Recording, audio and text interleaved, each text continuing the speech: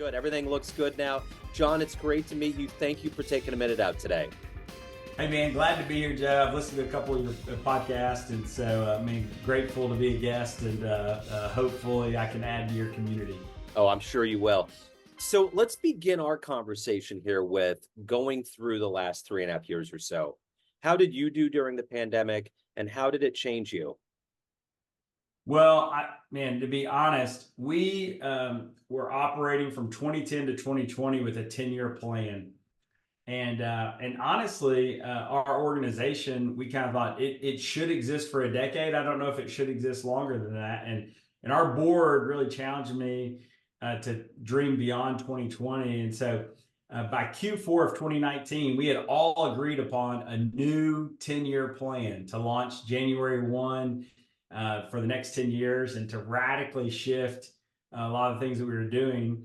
And a lot of our stuff was to create a ton of in-person gatherings, using the leverage of all this kind of stuff, using our what we call relational recruiting as a big piece of this process. And so we launched that January 1, and just like everybody else, that idea got punched in the teeth in March. And so we really struggled to adapt our stuff and our mission to that, because we were just like everybody else, trying to figure that out. And then the real thing was for us was the starting and stopping. It felt like every 6 months it was like, okay, now we can kind of get back to this. And it was like, nope, you can't. And so that kind of over and over again. And then coming out on the other side of that, just people's hesitancy to get engaged and get involved and get whatever. And so it felt like even for another year, and then fundraising in the midst of that, and then now inflation, chasing the fundraising side. So we've wrestled a lot. I feel like we've stabilized in a lot of those different pieces, both in our funding model and in our ability to execute people in person and to adapt to being online. But it's been a challenge like no other. But our persistence and our belief that what this mission really matters has allowed us to say, hey, leaders figure out complex problems, and this is what we're doing. So let's get to the heart and soul of what you do on a daily basis. Right. I'm going to put you in front of a bunch of third graders. It's career day. And one of the kids is curious and says, hey, what do you do for a living? How do you answer that child? If I was telling a third grader, I usually tell them the same thing I tell people in the elevator. Like, what do you do for a living? I say, I run a nonprofit. But our nonprofit exists to help the good guys do more good. And what I mean by that is we identify proactively other nonprofits, for-profits, government organizations, churches, communities, those kind of things.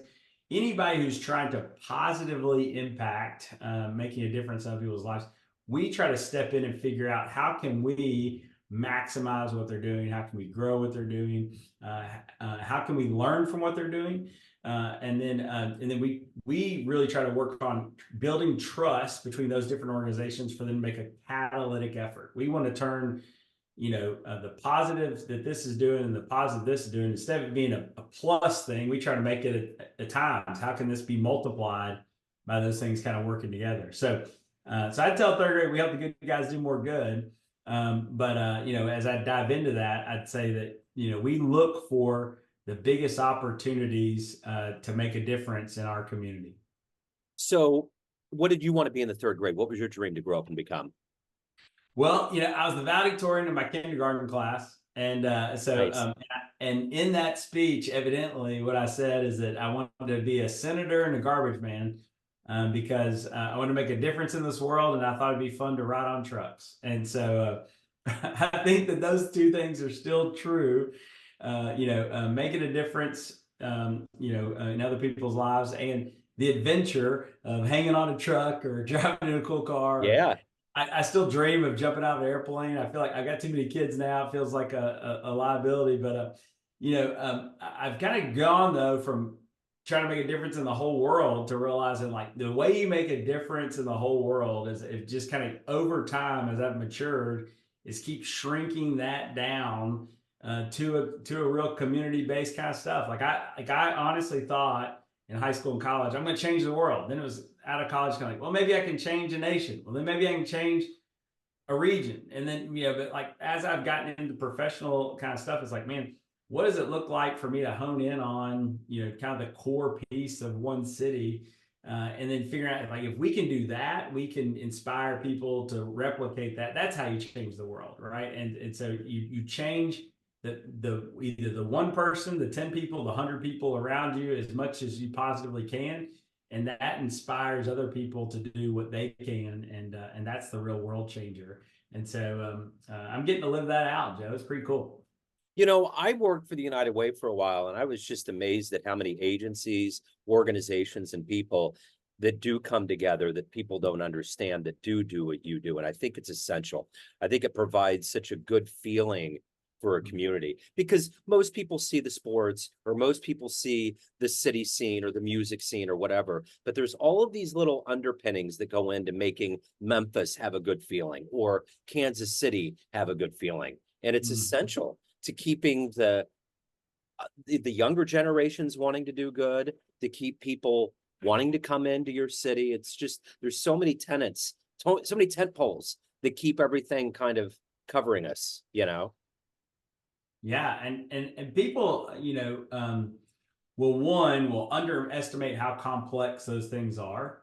I think that the reality is that as when you think about all those things coming together, you're just like, well, I mean, golly, if there's people that are hungry, can't we just get them food? Or man, if we got these kids in schools, can't they just now go get the job and make money? And so um, and the reality is that you know these kind of issues wildly related to and mostly related to the poverty and implications of those kind of things are incredibly complex and difficult. And then you deal with human behavioral habits and realizing that kind of stuff. And so just the individual stories, when you hear that one story of someone getting out of it and making it all happen, you're like, why can't everybody do that? And you realize that, like, yeah, why can't everybody be Michael Jordan? You know what I'm saying? Why can't everybody be Beyonce? It's like, why can't everybody be, whoever, right? And so it's like, but if you're going to create a scenario where you're helping everybody, you got to deal with everybody's kind of intricacies and personalities, and that's really, really complex to scale. Super complex to scale. And so, us trying to bring business principles and figure that out to people has become a passion of ours, and we found some solutions, and we're having a blast doing it. So, what did you want to be in the third grade? What was your dream to grow up and become? Yeah, honestly, it was a senator, right? I thought that was, but I didn't know what that meant. Yeah, And so, I didn't know, what those things were. And we took a fifth grade trip to DC, and so when I got to really go see those kind of things, I was like, it just solidified. Like that's what I should do. Now, funny is like I don't want to be involved in politics at all. I get asked all the time if I'm gonna, run for something or different kind of things, and I don't want to campaign to beg people to help them. I just find it a lot easier just to go help them. And so, yep. I'm kind of in that mode now. And so I've been a serial entrepreneur, but I will tell you that also in the third grade, there's some things I really wanted to be. I wanted to be a husband, a dad. I wanted to have a house on the water, and I wanted to drive a Porsche. And so, those things were all those dreams. And man, I've gotten to check all those boxes. And so, but the real kind of vocational kind of stuff was really based in that kind of thought of like making a difference. Yeah. And again, third grade John didn't know what that meant, but man, 46-year-old John, I think has kind of figured that out. So, what do you like the best about living in Memphis? Well, okay, so I'm from a small town. I'm from a small town in Tennessee, and when I was growing up, it was really, really small. It's gotten bigger, since I left. But there was nothing to do, but you knew everybody, and so you were bored with your best friends.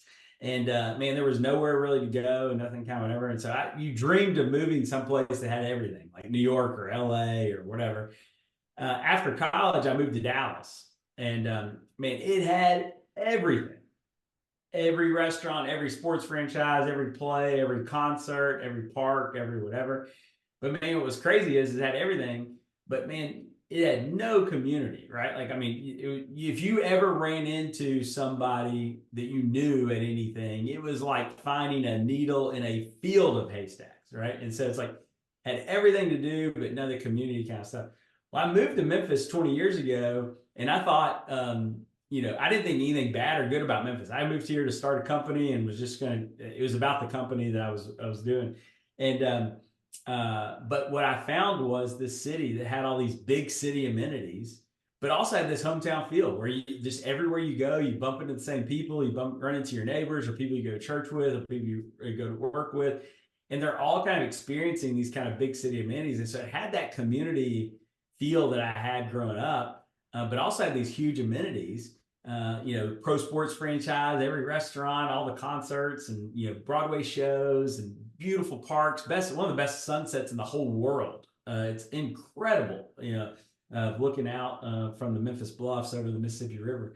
And so, man, it's just a great, great place. And so I just fell in love with, being able to have access. For me, that really mattered, right? Like some people may want the quaint town or just want the gigantic life and the anonymity, but I wanted to have lots to do with people that I really care about. And I was able to build that really quickly in Memphis. And I'm not unique in that space. That is over and over again. Not only my friends, but so many people tell that same story around Memphis. And it's just true. And it's very unique. Most cities are either too big or too small. And it's a very, very few cities in our country that kind of have that unique opportunity. And Memphis is one of them. So who's been a hero for you in your life? Oh, man, what a great question. I'd say, oh man, there's a couple of people. One of them, I'm going to go back to the fourth grade. Miss Willis was my fourth grade teacher, and she was the first teacher that just unashamedly believed in me because of me. And I was not, I felt incredibly unique, in that love of hers and whatever. It's so crazy, right? Like all of us who grew up there, we all have this same story of Miss Susie Willis and how everyone felt so freaking special. And she knew me inside and out, and believed in me and set me up for success and took care of me. And so that was an incredible experience for me. And then, man, in college, I had some crazy experiences throughout my life. But I ended up in a spot in college where, man, I was just starting over and trying to figure it out, all that kind of stuff. And I met a guy named Steve Llewellyn, and I was just 21 years old. And man, he started mentoring me and inviting me into his home and took me into a Bible study and really just started being my friend and really guiding me through that, and just incredible love in that scenario. And then about 5 years later or so, I met a guy named Chris Witt, and I ended up going to work for him. And I've spent probably most of my professional career trying to become more and more like him in the way that he views life and passion for others and those kind of things. And so those kind of three people have really carried me along the way. And I think about them and things they've said to me over the years in multiple different fashions. So. Right on. So if you could meet anybody alive on the planet right now and spend some time with them, who would it be? Man, anybody alive on the planet. The first thing that came to my mind was, having dinner with the Obamas, Barack and Michelle. I think if my wife and I could have dinner with them, a true, conversation. Obviously, you'd love to have already been friends with them, and so you could not just get to know each other. And so, like getting to know them and that whatever, it just seems like such a unique experience. Yeah. They seem like such kind people, and thinking through some of that kind of stuff that just sounds absolutely amazing. I would love to just sit down with Elon Musk and somehow just hear some of his thoughts on kind of the world. And when you start to realize everything he's building is just so he can colonize Mars, like every single thing, like nothing matters around this, like every single, you're just like, I just need to understand more of what's happening, in his brain and in that stuff. And so, but those are some people that just immediately come to mind. Yeah. Through, yeah. Yeah. So what's the best advice you've ever gotten? Oh man, um, you know, I think as I uh, processing that, several different quotes and comments and different kind of things, come to mind. Um, but I think, some of the advice that I've heard over and over again is, this too shall pass. But meaning that not just in the negativity. So like if something happens bad and or you're in this crazy stressful kind of moment and kind of whatever, it's kind of like you're in the midst of a storm. It's like, this too shall pass. Like you're going to make it through this. You're going to get through it. You need to persist, like just make it happen. And that gives you hope, right? That there's, sunshine on the other side of this. But also just the humility of this too shall pass in the good times, in the midst of everything going really well, in the midst of everybody, singing your praises and giving you all the flowers, being the center of attention and all sorts of stuff. It's like, hey, this too shall pass. Like you won't be the most important person in the room. You won't be the person that everybody celebrates. It'll be somebody else's turn to be celebrated and somebody else's turn to be acknowledged, and that kind of stuff. And so it allows you to balance kind of like keeping up hope and humility, right? Of in that moment and allow some of that stuff to happen and kind of just remind yourself that you're just a human, Yeah. and your humanity of that. So of all of the things that you've been able to do to help nonprofits and help all kinds of people, what's your favorite success story? One that always puts a smile on your face. Man, I'd say the one we're writing right now. We're seeing first fruits of it. We've planted the vineyard, so to speak, and I believe we figured out. But the reality is that we've had a lot of schools that have been our clients over the years to help them recruit teachers, recruit students, and market themselves. But now we've spent the last 5 or 6 years working with the graduates of those schools and helping them persist through the 10 years after high school. We're graduating over 400 students a year from our 6 partner schools. We have over 2,300 alumni now. We'll have 5,000 plus alumni by 2030.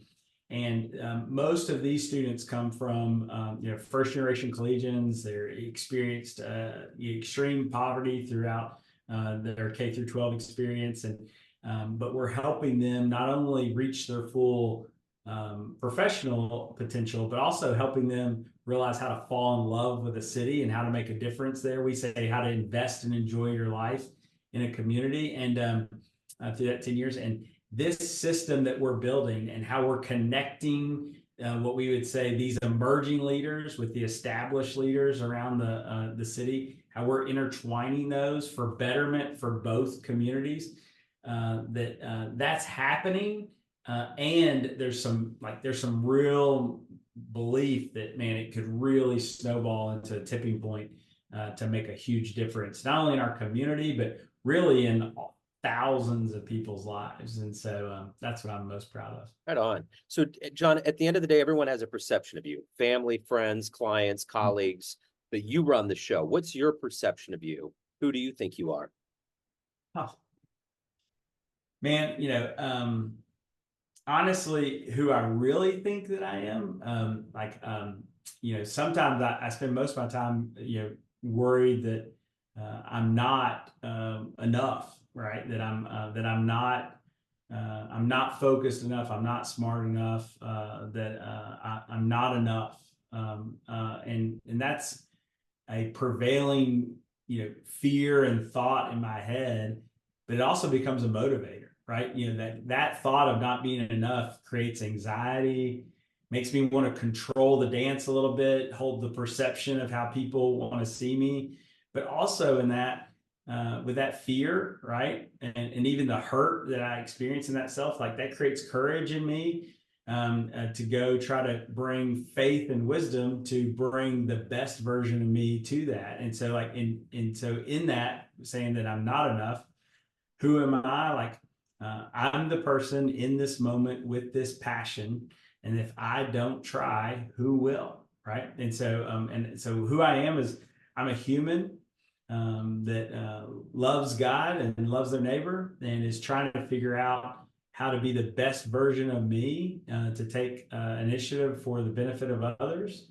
And then trusting that, in wisdom and faith, that I'll overcome that fear of not being enough and be who I am and realize that that is enough, right? That I was, I'm meant for this moment, meant for these things, and that everyone else around me is not a character in my story, but they are a unique and equal individual in this big story.